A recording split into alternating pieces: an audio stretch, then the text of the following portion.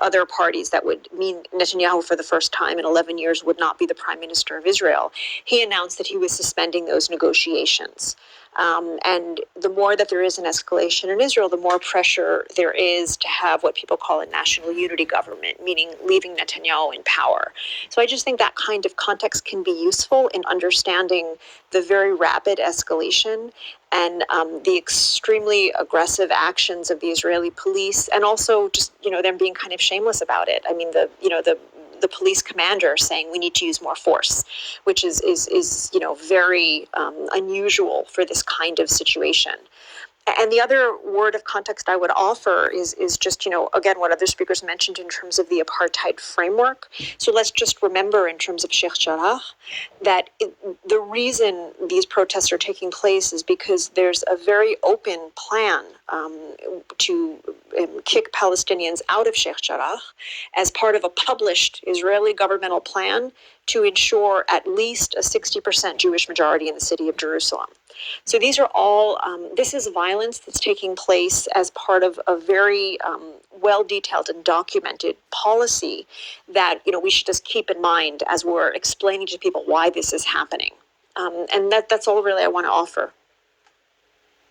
Thank you very much. Thank you very much, Sari. And as I ask everyone else, is it okay to put you on hold with one of the campaign managers? Sure. Just to give you the info from on the ground? Yes. Okay. All right. I will make sure to pass it on.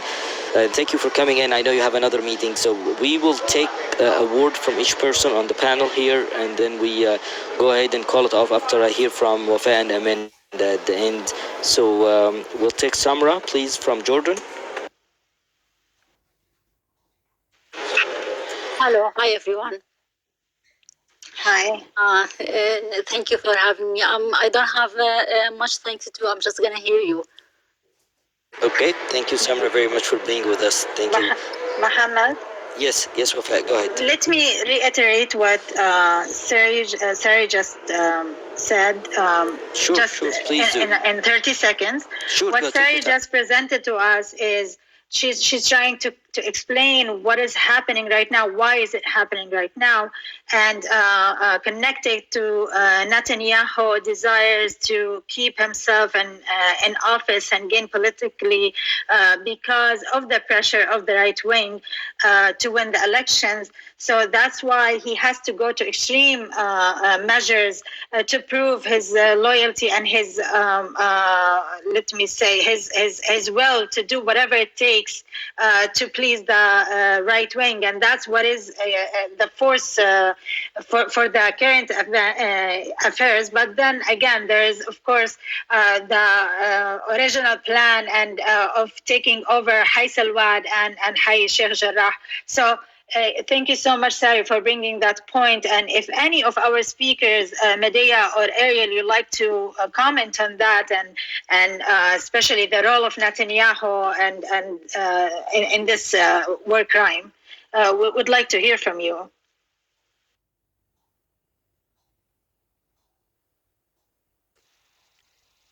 Ariel, Medea? Okay, then we can move to our next speaker. I think Abu Zain is next one. We'll try to take a minute for each person on the panel after we finish the guests. And as I said, any of the guests can please feel free to talk at any time. Medea, Ariel, Dorothy, Messi, you can ask for the mic, and we'll go ahead and give it to you as well as Sari. So Abu Zain, if you have a minute, to go ahead and make a final comment, please. Sure. Thanks for everyone. Thanks for Egyptian Abroad, for Democracy, for giving this opportunity for everyone to get together. Getting the two parties together in this hard time, it's wonderful things to do. I have nothing to add except that as the violence increased in the region, the need for peace increased as well. For that reason, there are a room will be held 30 minutes from now for praying for the Holy Land, peace in the Holy Land. It will be under the club, Peace Club.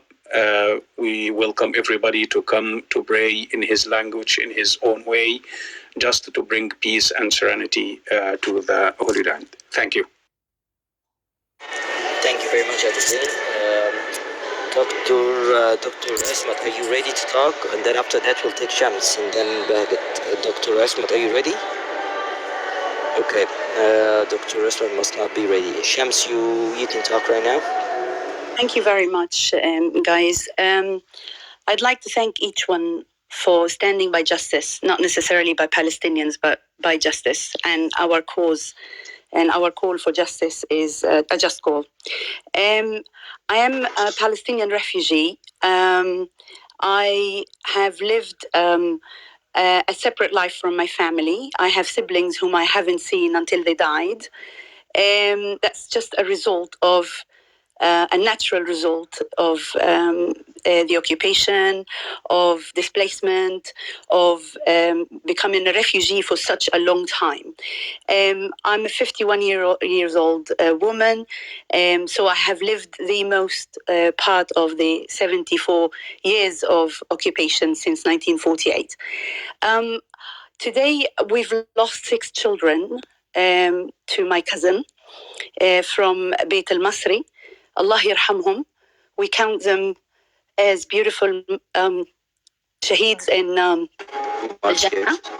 And in 2008, 28th of December, 2008, maybe Medea would remember that, I've lost 15 members of my family, 11 of them were children. So pain is repeating itself today.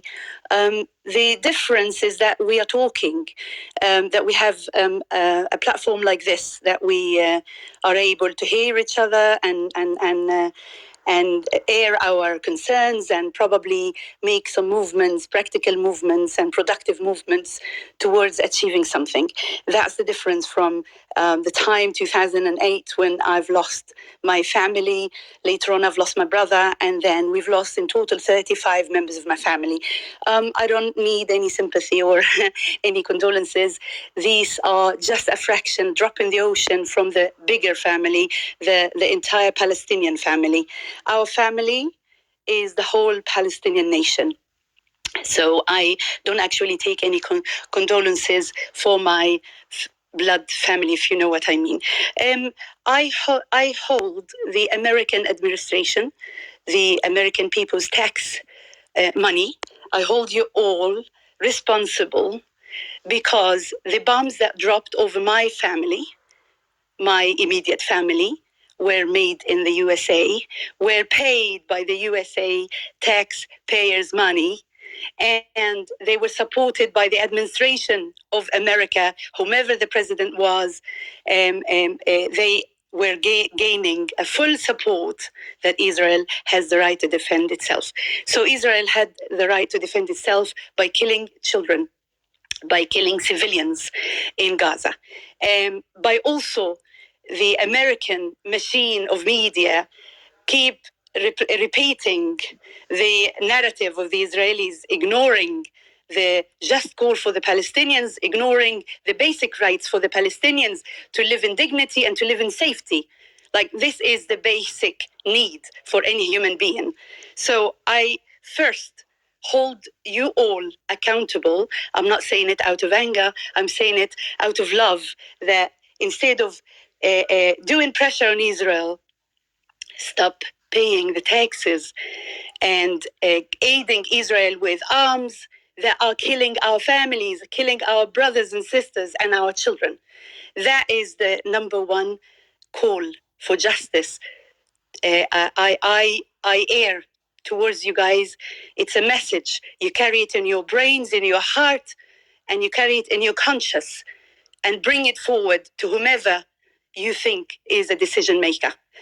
Today, the whole world is talking about the bombing of Israel, right? Where is the world when we were slaughtered while praying, when my people were slaughtered while sleeping, when the Gazans are slaughtered while playing a soccer game? Where is the world? Now the world had to shake its body, to shake its opinions, and to shake its justice as well. Towards whom? Towards an injustice colony. We have been occupied for just under 74 years by the longest colonization in the whole world. But this colonization is above the law. They are above the law. They are not obeying any international call of justice, any international legislation or nothing. And who is supporting them? Number one, biggest support is America. If America drops this little nasty baby to deal with their own mess up in our region, if they don't do that, we're never going to get anywhere. Israel is strong because of you guys, because of everyone who's just taken our cause, our case as a political case. I am a talking, walking, breathing human being you guys are listening to now. I'm just an ordinary woman who have longed and wished to live a normal life. I wish to meet my siblings before they died. I wished to meet those children. The eldest was 11, who's a soccer lover, and the youngest was 2 years old, Aya. And today they would have been beautiful, beautiful young boys and young men and young women. And those 6 today, I offer them for justice. I'm not their mother. I haven't given birth to them. I don't know how I would have reacted if these were my children. But I know, I'm sure of one thing. We all offer ourselves for our land. This beautiful land does not deserve all these nasty acts of injustice and acts of inhumane. And all I want you to do now is to remember to link the political situation to the voice you're listening to now.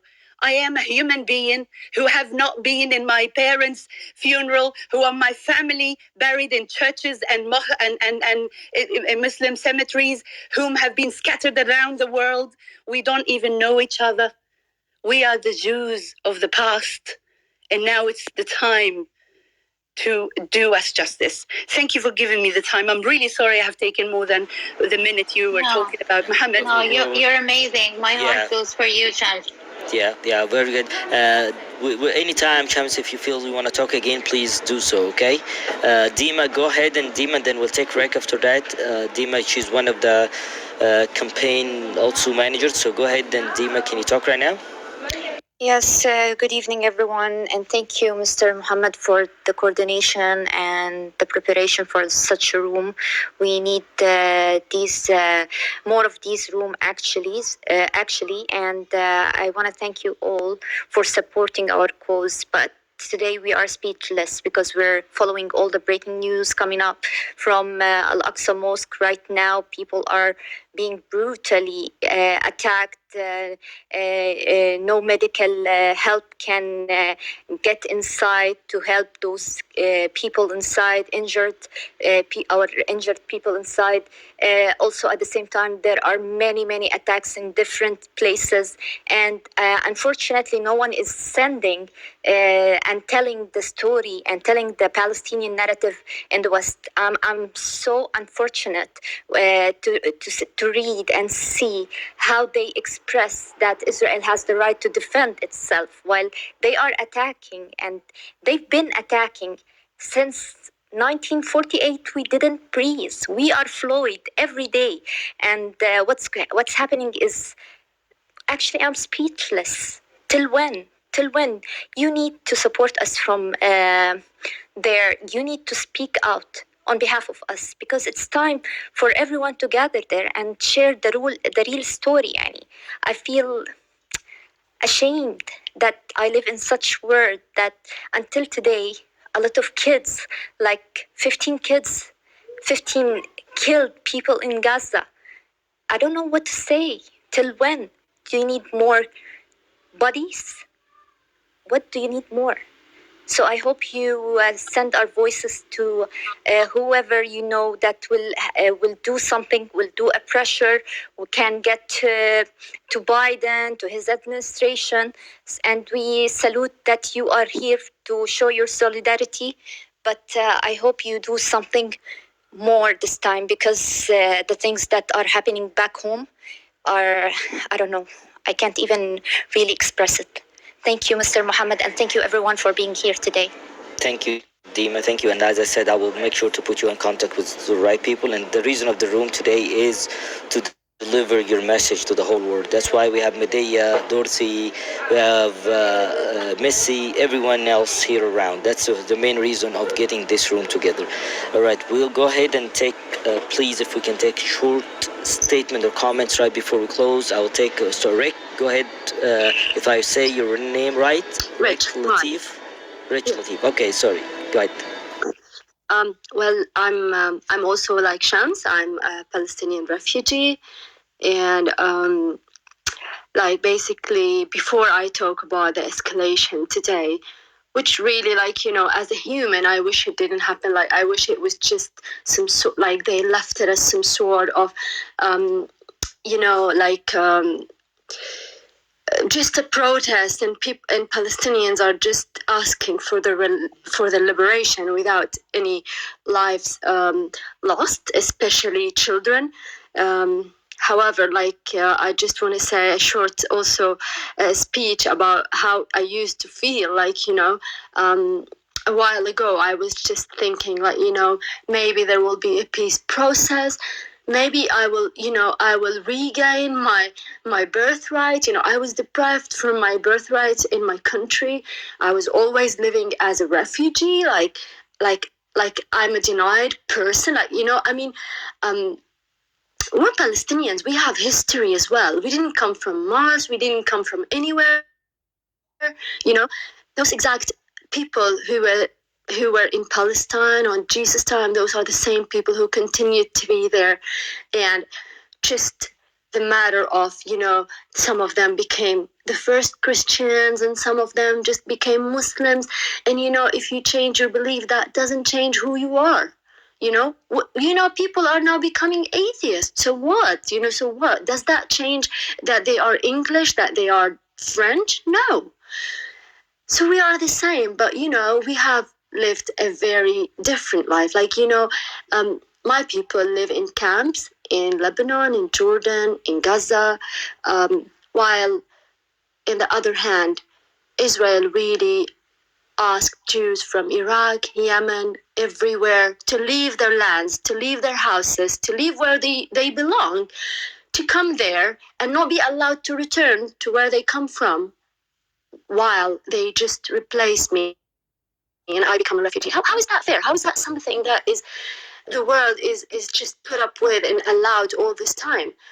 I mean, like, people ask, like, and say there was a war by Arabs and all that. Like, I mean, what else they expected? Like, what else they were looking for? Like, people to allow this to happen? I mean, it's so weird to me. Like, you know, there were occupations in other places in Palestine as well, but no one has exiled people from where they are, and they just replaced them by other people. This is like just some unique sort of colonization. I mean, I'm not here now to just to talk about that, but it's just like, you know, you just feel that your rights are just getting further from you. Like, you know,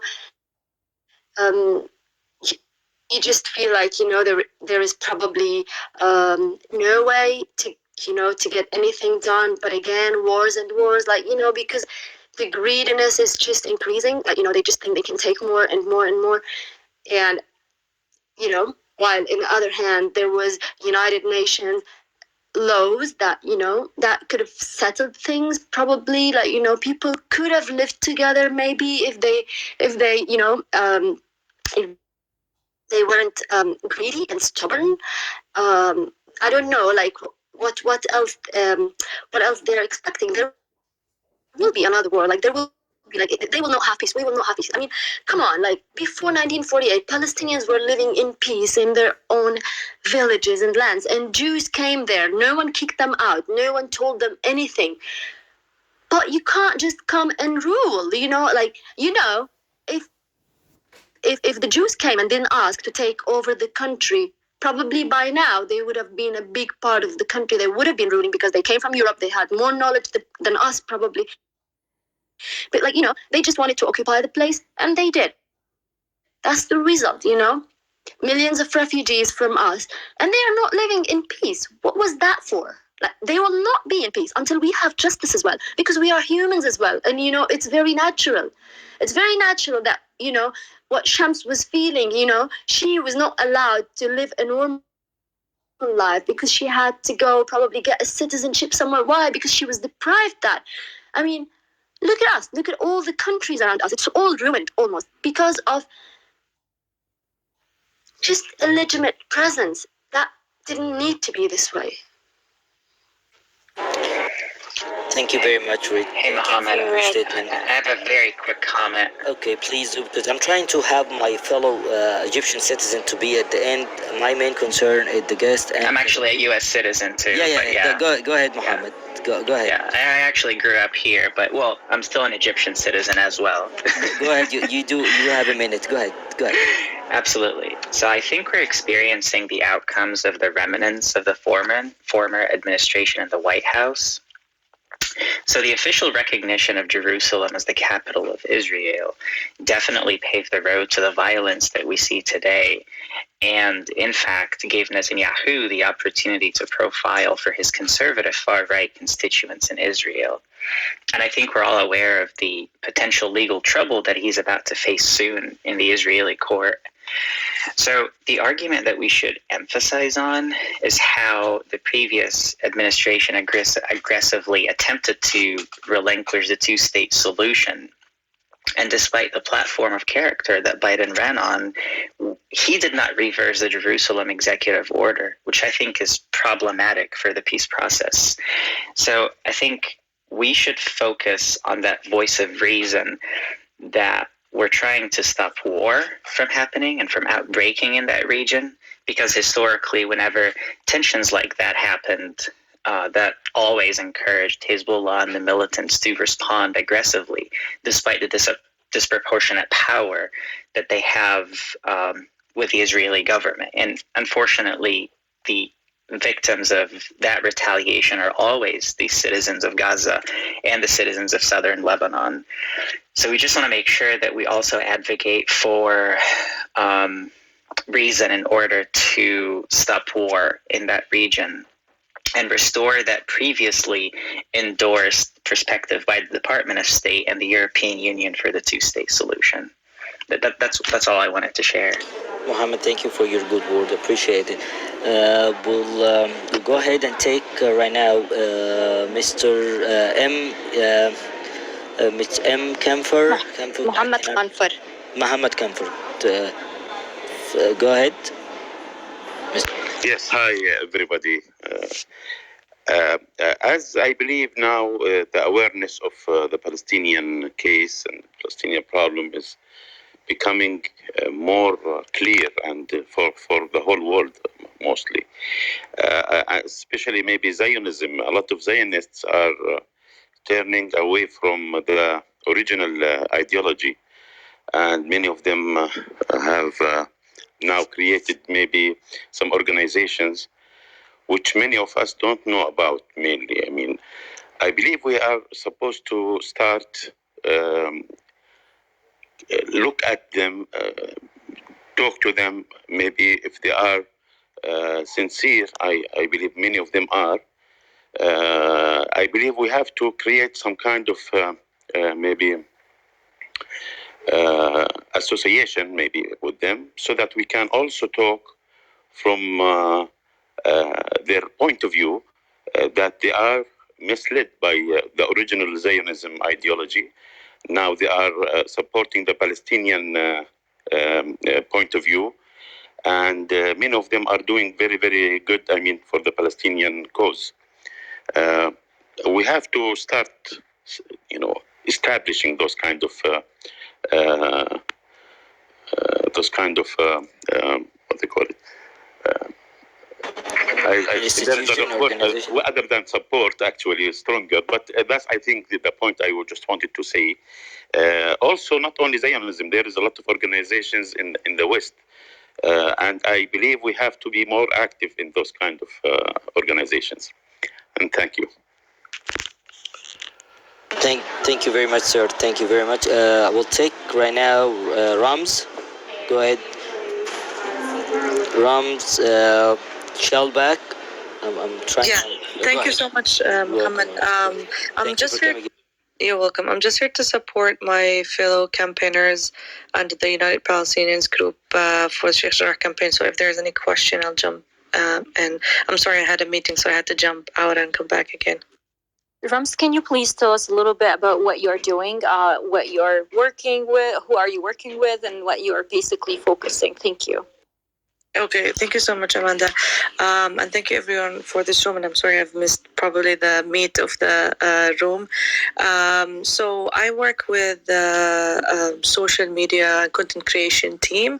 So we're divided into two groups. Some people cover the current events, what's happening on the ground, the news and so forth. But there's another group of us who work more on advocacy messages, human interest stories, content creation in terms of video posts and so forth. And it's been like a lot of material that we still have so much we can do with it. So basically what we do is that we look at what's the current news, and we build our material based on what's happening on the ground, in addition to educating people on what's like what is Sheikh Jarrah, where is it located, why is it important, and that takes different forms, right? One of them would be like on Clubhouse, just coming in rooms and educating people about the history of Sheikh Jarrah and the call to action, how can they can join the campaign and so forth. And it can also be through social media platforms. A recent example of what we've done on the United Palestinians group is the guide, like the 101 digital kit on how you can join the campaign in English and Arabic, what people can do within, different walks of life. If you write, if you sing, how you can show you basically your support. And also we try to cover stories of people to make it more relatable to, anyone around the world. A recent example would be one of the residents of Sheikh Jarrah, Ala Salaimi, who was arrested today, this morning with her family. So now I guess you already saw her story. It's already on AJ Plus, and AJ Plus, of course, managed to get in touch with her and get the material through our group. So our work is not only to push material out, but also to be the link with other media outlets.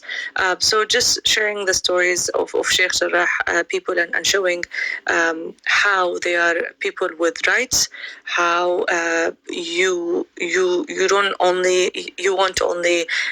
shouldn't only feel sorry or sympathize with them because they are the on the oppressed side, but also because they are people with the right to exist and the right to own their houses and the right to stay in their neighborhood. So we're trying to kind of like shift the narrative about the case of Sheikh Jarrah neighborhood and what's been happening over the past decades. And in general, like in a broader context, we're trying to change the narrative about the Palestinian cause in general and how people talk about it.